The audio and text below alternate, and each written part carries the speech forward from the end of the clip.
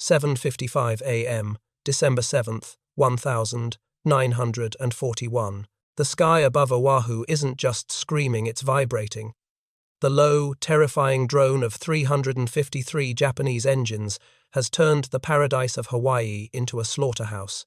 Down on the ground, the Wheeler Army Airfield is a parking lot of burning metal. 150 American planes are exploding in chains, wingtip to wingtip. The entire United States defense system has collapsed in 10 minutes. But amidst the smoke, two small dots are moving, not running away, but running toward the fire. Meet Second Lieutenants George Welch and Kenneth Taylor. They haven't slept in 24 hours. They are hungover from an all-night poker game. They are still wearing their tuxedo pants from the officers' club party. And right now, they are redlining the engines of two obsolete P-40 Warhawks, taking off straight into a swarm of the most advanced fighter planes on Earth. They have no orders, they have no support, and worst of all, they are flying directly into a mathematical impossibility, 353 against 2. That is a ratio of 176. Statistically, they should be dead in 8 seconds. Instead, they are about to write the first chapter of American vengeance. This is the true story of the suicide mission that saved a nation's dignity. History books usually focus on the generals, the admirals, and the big strategy maps. They tell you about the failure of intelligence or the sinking of the USS Arizona, but that is the view from the safety of a desk. Today, we are going down to the tarmac. We are going to look at the raw, unfiltered chaos of a system failure. Here is the ultimate paradox of Pearl Harbor.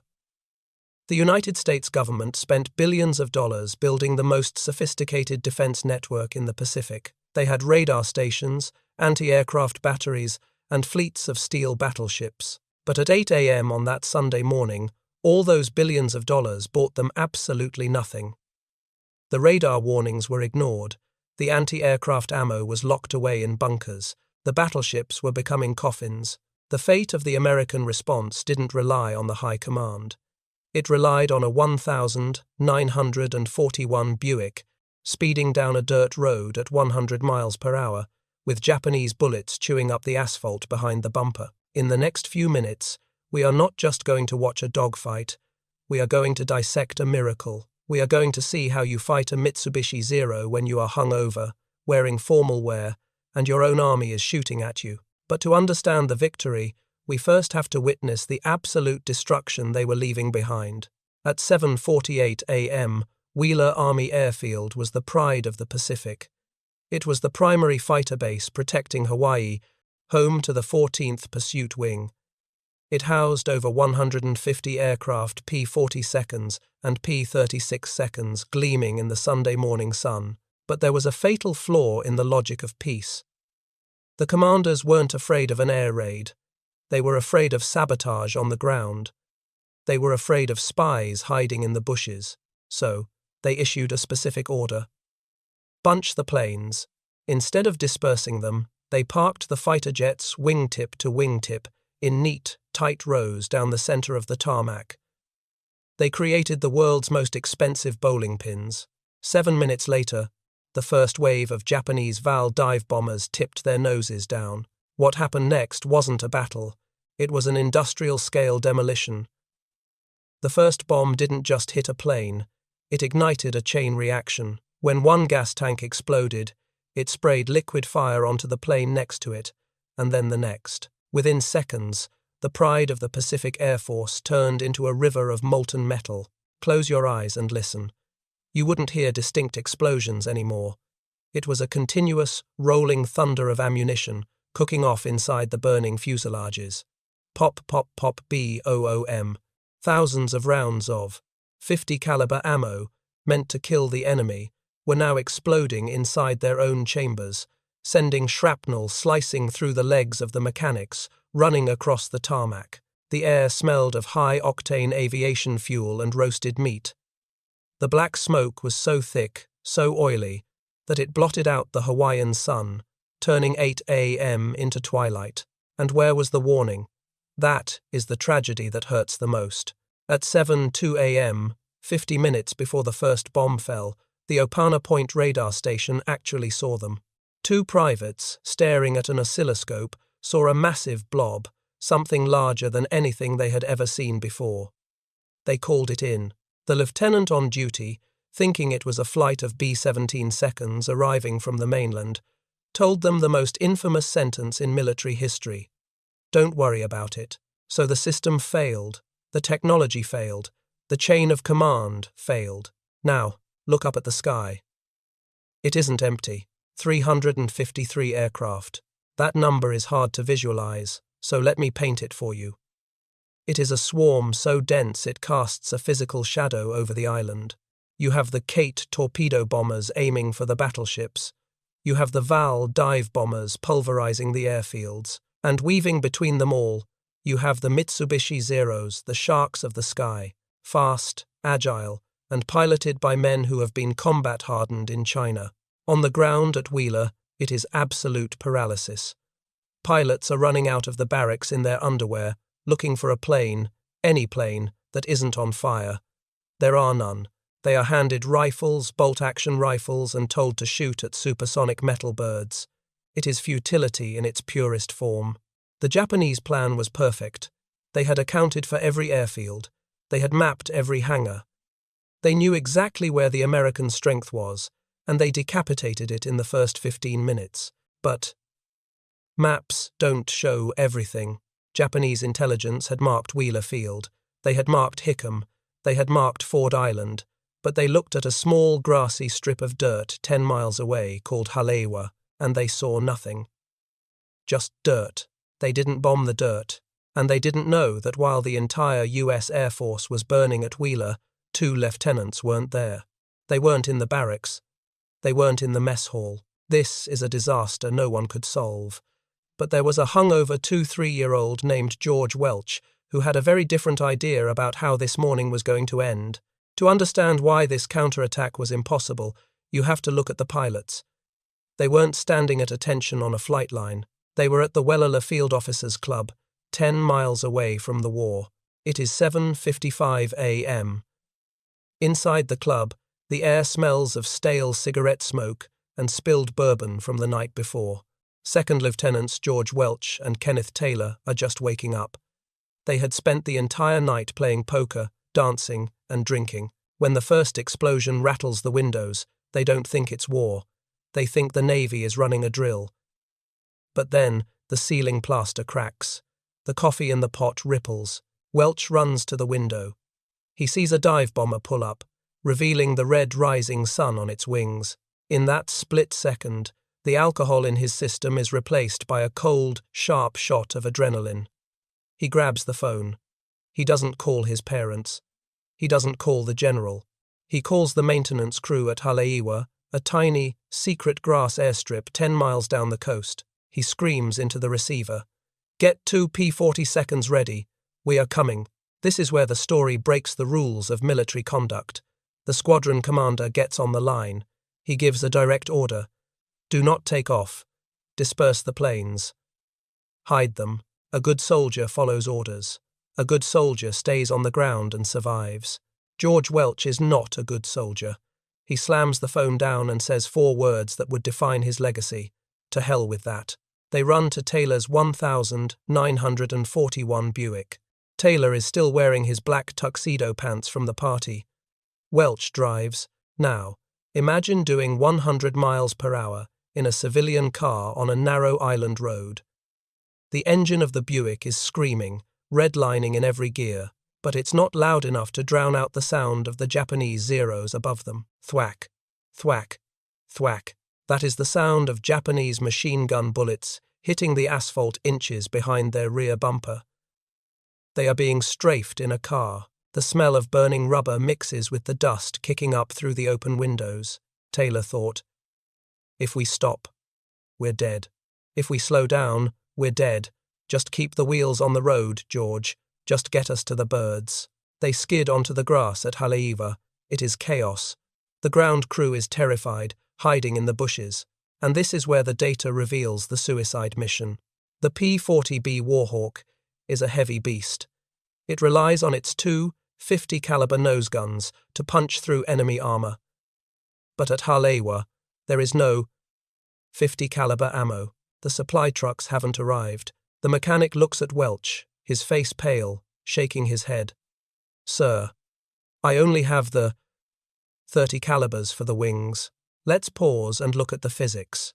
A .30 caliber bullet is a rifle round. Against a heavy bomber, it's like throwing stones at a tank. Without the 50 seconds, their firepower is reduced by 60%. Welch doesn't blink. He climbs onto the wing, his tuxedo shirt stained with sweat and oil. He looks at the mechanic and shouts, "Pack what you have! We are going up!" They are strapping into metal coffins. They have no armor-piercing rounds. They have no wingmen. They have no radar support.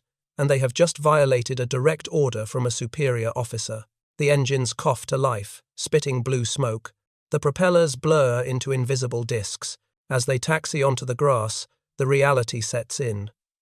If the Japanese shoot them down, they die as heroes. But if they survive, they will likely face a court-martial for disobedience. They have one chance to prove that breaking the rules is the only way to save the day, and that chance is currently diving at them from 5,000 feet, 8:15 a.m. The sky over Awa mooring mast field. Welch and Taylor level off at 1,000 feet. Below them, the marine base is already a ruin. But ahead of them, they spot the architects of that destruction, a formation of 12 Aichi D-3 Aval dive bombers. They are circling like sharks, lining up for their next run. Let's look at the math again. 2 American P-40 seconds against 12 Japanese bombers. But the math is actually worse than that. The P-40B is designed to fight with 50 caliber nose guns, heavy slugs that can tear an engine block apart from 300 yards. But remember, Welch and Taylor don't have those. They only have the 30 caliber wing guns. A 30 caliber bullet loses kinetic energy rapidly over distance. To take down an armored bomber with a 30 caliber, you cannot shoot from a safe distance. You have to get inside the envelope. You have to get within 50 yards. You have to serve the bullets by hand, Welch thought. If I shoot from here, I'm just knocking on their door. I have to get close enough to see the pilot's teeth. Welch pushes the throttle. The Allison engine screams. He dives on the trailing Val bomber. The cockpit isn't pressurized. As he dives, the pressure builds in his ears a sharp, stabbing pain. The smell of high-octane fuel is suffocating. He pulls the trigger. The airframe shudders violently. Rat-tat-tat-tat. But then, a twist. One of his 3 working guns jams. Plunk. He is now fighting the Imperial Japanese Navy with 2 small machine guns. It is absurd. It is suicide. But he doesn't break off. He holds the trigger down. The tracers stitch a line across the Val's fuselage. Smoke erupts. The Japanese plane rolls over and falls into the cane fields below. Kill number 1. Taylor is right behind him. He locks onto a second Val. Imagine the sound. It isn't just the engine. It's the sound of the wind tearing at the canopy at 300 miles per hour. It sounds like a constant, high-pitched scream. Taylor fires. His bullets chew through the tail of the enemy plane. He is so close that he has to pull up violently to avoid colliding with the burning wreckage. He flies through the smoke of his own kill. The debris clatters against his windshield like hail. Kill number 2. But the Japanese pilots are veterans of the China War. They recover from the shock. The remaining 10 bombers turn. The rear gunners open fire. Suddenly, the sky is filled with tracers. Welch and Taylor are trapped in a web of crossfire. They are weaving, diving, pushing the P-40 seconds past their structural limits. Taylor thought, turn, climb, drop. Don't fly straight. Fly straight and you die. My hands are sweating so much I can barely grip the stick. They manage to damage a 3rd plane, sending it limping back to its carrier. But then, the worst sound a pilot can hear in a dogfight, click. The vibration stops. The guns fall silent. The P-40B carries limited ammo for the wing guns. At a high rate of fire, you have about 15 to 20 seconds of trigger time. That time is up. Welch and Taylor are now flying two defenseless pieces of aluminum in a sky filled with enemies. They have scored kills, but they are now nothing more than targets. They need ammo. And they need the big stuff, the 50 calibers. They look down. The only place that has 50 caliber ammo is Wheeler Field, but Wheeler Field is currently covered in smoke, fire, and exploding airplanes. It is the center of the Japanese target map. Welch thought, "We have to go back. We have to land in the fire. It's the only place with bullets big enough to kill these bastards." They bank their planes and head straight toward the column of black smoke rising from Wheeler. They aren't going home to hide. They are going home to reload. 8:40 a.m., above Wheeler Field. The guns are dry. The 30 caliber ammunition is gone. Welch and Taylor are now flying two harmless metal kites in a sky filled with predators. They have a choice. They can fly away to safety, or they can do something clinically insane. They bank their wings and dive straight into the column of black smoke rising from Wheeler Field. Why? Because Wheeler is the only place with the heavy 50 caliber ammo they desperately need to punch through the Japanese armor. They are returning to the scene of the crime, but as they lower their landing gear, the ground erupts. Tracers zip past Taylor's canopy. Flak explodes off Welch's right wing. Taylor, they're shooting at us. My God, our own boys are shooting at us. It is the ultimate irony of war. The soldiers on the ground are terrified, blinded by smoke, and shooting at anything that moves in the sky. Welch and Taylor have to dodge Japanese Zeros from above and American anti-aircraft fire from below. They are trapped in a sandwich of death. They touch down. The tires scream against the asphalt, dodging craters and burning wreckage. They taxi their planes right up to the hangars that are currently dissolving in flames. This is the moment where the battle should have ended. The logical move for the ground crew would be to run for the bunkers, but they don't run away. They run toward the planes. You can hear the heavy metallic clank of the ammunition boxes being dragged across the tarmac. The heat from the burning hangars is so intense, it singes the hair on their arms. The smell of cordite is thick, tasting like copper on the tongue. Two sergeants jump onto Welch's wing. They don't have the proper equipment.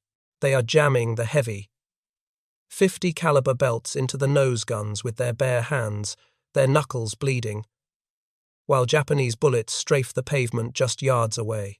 Welch. Faster. Come on. Faster. If we stay here for one more minute, we are ash. They don't get a full load. It isn't perfect, but it is enough. And then the horizon darkens. The second wave of Japanese attackers has arrived. Dive bombers are lining up for their final run on the airfield. Welch doesn't wait for a clear runway. He doesn't wait for the wind. He throttles the P-40 forward. He takes off against the traffic pattern.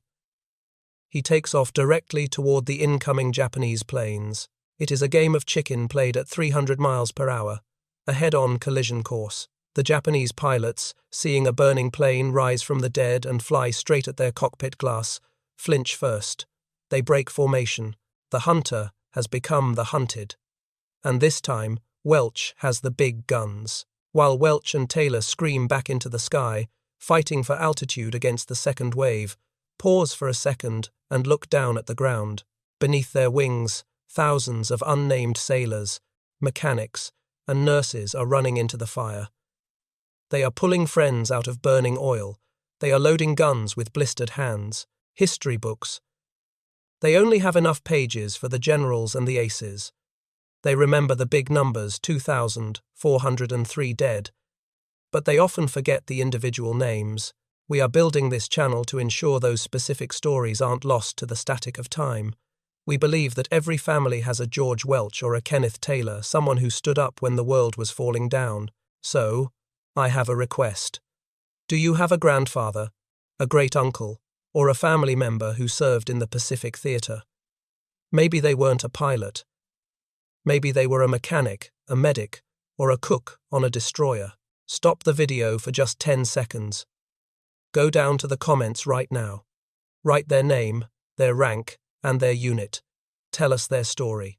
Let's turn the comment section below into a living, breathing memorial for the ones who didn't get the headlines, but who saved the world. Because, as we are about to see, not everyone gets to fly home unscathed. Kenneth Taylor is about to find out that luck eventually runs out. 9 a.m. The second sortie. The wheels of Kenneth Taylor's P-40B leave the burning runway of Wheeler Field. He is heavy. He is slow. He is fighting gravity.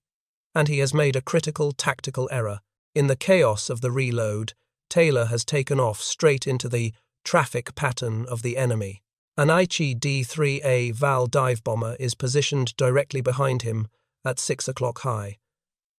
This particular Val has a rear gunner, and that gunner has Taylor's cockpit perfectly framed in his sights. It doesn't sound like a movie. There is no dramatic music.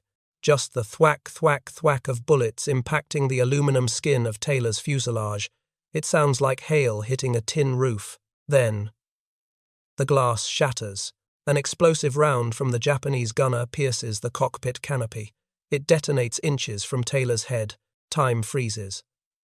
A piece of jagged shrapnel, hot enough to cauterize flesh, tears through Taylor's left arm. Another piece slices into his leg. The instrument panel is sprayed crimson. The smell of high-octane aviation fuel mixes instantly with the metallic, copper scent of fresh blood. Taylor. My arm is gone. I can't feel the stick. I'm stalling. I'm going to die right here, over the pineapple fields. Taylor's plane dips. The Japanese bomber closes in for the kill shot. The distance is less than 100 yards. The Japanese pilot can probably see Taylor slumping in his seat, but Taylor isn't alone. George Welch had taken off seconds before him. He has climbed to 1,000 feet. He has energy advantage, potential energy stored as altitude. Welch looks down. He sees his friend dying. Welch performs a split-S maneuver. He inverts his plane and dives. This converts his altitude into pure speed. His P-40 screams down at 350 miles per hour. This time, Welch isn't firing the small .30 calibers. He has the fresh .50 caliber belts loaded in the nose. The sound of a .50 caliber machine gun is not a rat-tat-tat. It is a slow, heavy thump-thump-thump that you feel in your teeth. Welch opens fire. The heavy slugs tear through the Japanese bomber's wing root. The enemy plane doesn't just smoke. It disintegrates. It erupts into a fireball and crashes into the jungle between Wahiowa and Halewa. Kill number 3. Welsh. Taylor shakes his head. The adrenaline dumps into his system, overriding the shock. He realizes he is still flying. He realizes he is still alive. And now, he is angry. Despite bleeding from 2 wounds, Taylor refuses to disengage. He pulls his P-40 up. He spots another Val bomber, trying to escape the carnage. Taylor. Pain is information. Ignore it. Focus on the reticle. Lead the target. Squeeze. Taylor, flying with one good arm, latches onto the tail of the bomber. He fires. The Japanese plane shudders and enters a death spiral. Kill. Number 3. Taylor. The sky is now a chaotic mix of smoke and dogfights. But the Japanese have realized something. The surprise is over. The Americans are biting back. The signal is given to return to the carriers. One lone Mitsubishi Zero decides to run for the ocean, heading west toward Barber's Point. It's a fast plane, lighter than the P-40, but George Welch is already hunting. Welch pushes his throttle past the red line. The manifold pressure gauge is screaming a warning, but Welch ignores it. He chases the Zero out over the open water. The smoke of Pearl Harbor is behind them now.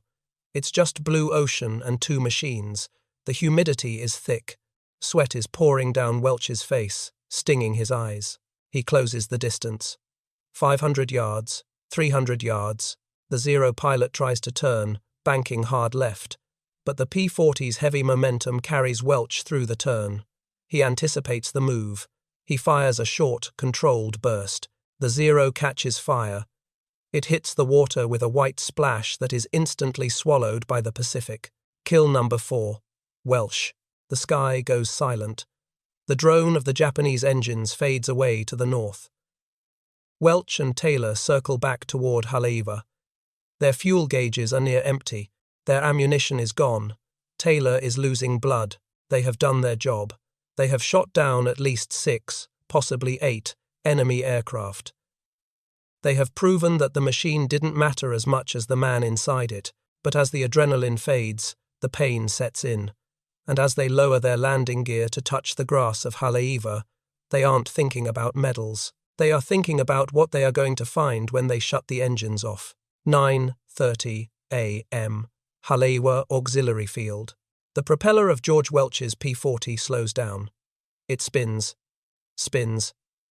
and then stops, with a final, metallic clank. For the first time in 90 minutes, there is silence. It is not a peaceful silence. It is a heavy, ringing silence that presses against the eardrums. The kind of silence that only exists after a massacre. Welch slides the canopy back. The tropical air hits him, but it doesn't smell like Hawaii anymore. It smells like burning rubber and ozone. He tries to unbuckle his harness, but his fingers are locked into a claw shape. They are trembling so violently he has to use his other hand to pry them off the stick. He climbs out onto the wing. His tuxedo shirt is ruined, soaked through with sweat, engine oil, and the grime of war. Major Austin, their commander, runs out to meet them. He is still wearing his tuxedo from the night before. It is a surreal image. 3 men in formal wear standing on a grass strip, surrounded by smoking machine guns, while the horizon behind them burns black. Austin doesn't ask for a salute. He doesn't ask for a report. He just looks at the empty ammo belts. He looks at the blood drying on Taylor's flight suit, and he says 2 words. Thank you. Let's zoom out and look at the ledger. On December 7th, 14 American pilots managed to get airborne. Just 14. They shot down 10 Japanese planes. George Welch and Kenneth Taylor were responsible for at least 6, likely 8, of them. 2 hungover lieutenants, flying obsolete planes with half their guns working, accounted for nearly 80% of the American air defense victory that day. They proved something crucial. The Japanese Zero was not invincible. It could be killed. They proved that the American spirit could survive a surprise attack. But history has a cold way of rewarding its saviors. In the weeks that followed, the paperwork began to flow through the Pentagon. General Hap Arnold, the head of the Army Air Forces, wanted to give Welch and Taylor the Medal of Honor. It is the highest award a soldier can receive. It belongs to those who go above and beyond the call of duty. But the recommendation hit a wall made of paper and bureaucracy. The local commanders in Hawaii argued against it. Their reasoning was chillingly bureaucratic. They said Welch and Taylor had taken off without specific orders. They had acted on their own. They were unauthorized. Imagine that. You save the fleet. You save the airfield. You almost die. And the system debates whether you filled out the proper forms before saving your country. So, the Medal of Honor was denied. Instead, they were awarded the Distinguished Service Cross. It was the first award ceremony of World War II. President Roosevelt pinned the medals on their chests. The newsreels played. The country cheered. They were the first heroes of a war that would kill millions. But the story doesn't end with a medal and a parade. War doesn't just end when you land the plane. It follows you home. George Welch survived Pearl Harbor. He survived 348 combat missions. He shot down 16 enemy planes. He became a legend. But the war broke something inside his ability to live in peace. He couldn't sit still. He couldn't exist in a world that moved at normal speed. The adrenaline that saved him at Pearl Harbor became an addiction he couldn't shake. He became the chief test pilot for North American aviation. He wanted to go faster. He wanted to break the sound barrier. Some say he did it before Chuck Yeager, in a dive with the XP-86 Sabre, but the military classified the data to let Yeager have the glory. Once again, Welch was the hero the record books tried to erase. October 12, 1954, 12 years after Pearl Harbor. Welch is strapping into an F-100 Super Sabre. It is the first supersonic fighter jet. He is 36 years old. He has a wife, he has children, he has every reason to stay on the ground, but he takes off. He pushes the jet into a high G dive. Mach 1, Mach 1.2, the plane is screaming. And then, silence. The F-100 disintegrates in mid-air. George Welch, the man who couldn't be killed by 353 Japanese airplanes, was killed by his own need for speed. He died testing a machine designed to prevent the next Pearl Harbor. And Kenneth Taylor? He lived. He retired as a brigadier general. He lived until 2006. But he lived with a permanent reminder. In his leg, buried deep near the bone, was a piece of Japanese shrapnel from that Sunday morning. He carried it for 65 years. Every time he took a step, every time the weather turned cold, he felt it. A sharp, dull ache, reminding him of the cockpit smoke, reminding him of the sound of bullets hitting aluminum, reminding him of the moment George Welch dove out of the sun to save his life. The medal they gave him sat in a box, but the metal in his leg, that was the real award. It was the receipt for the price of survival. They were the first to fight. And in a way, they never really stopped fighting until the day they died. 79 minutes. That is precisely how long the attack on Pearl Harbor lasted. In those 79 minutes, the unimaginable happened. The invincible United States Navy was brought to its knees. The most sophisticated radar systems, the most expensive battleships, the most rigid chain of command, all of it crumbled into a heap of burning oil and screaming metal. But, if you zoom out, if you look past the smoke of the USS Arizona, you see the anomaly. The United States Air Force officially shot down 10 Japanese aircraft that morning. Just 10. And here is the statistic that should haunt every military strategist for the rest of time. 8 of those kills belonged to 2 men. 2 men, out of thousands. This brings us to the ultimate paradox of war. The men who followed the rules, the ones who waited for orders, the ones who protected the equipment, the ones who stayed in their barracks, they died. Or they watched helplessly as their planes burned on the tarmac. The system failed. The protocol failed. But George Welch and Kenneth Taylor? They succeeded because they were flawed. They succeeded because they were hungover. They succeeded because they were rebellious. They didn't wait for the red phone to ring. They didn't wait for a general to give them permission to save their country. That tuxedo shirt George Welch was wearing, soaked in sweat, stained with engine oil, smelling of stale poker chips, it stops being just a piece of clothing. It becomes a symbol. It is proof that heroism is not about the uniform you wear. It is about what you do when the uniform isn't enough. It teaches us a terrifying, beautiful lesson. You cannot plan for chaos. You cannot legislate bravery. When the world is ending, when the sky is falling, the only defense system that actually works is the human spirit that refuses to stay on the ground. George Welch chased that feeling for the rest of his life, until the speed finally killed him in a test flight 12 years later. Kenneth Taylor carried the Japanese metal in his leg for 65 years, a permanent, aching reminder of the day he decided to fight back. They were the first, they were the few, and they taught us that when everything else fails, initiative is the only weapon left. History has a terrible habit of erasing the rebels.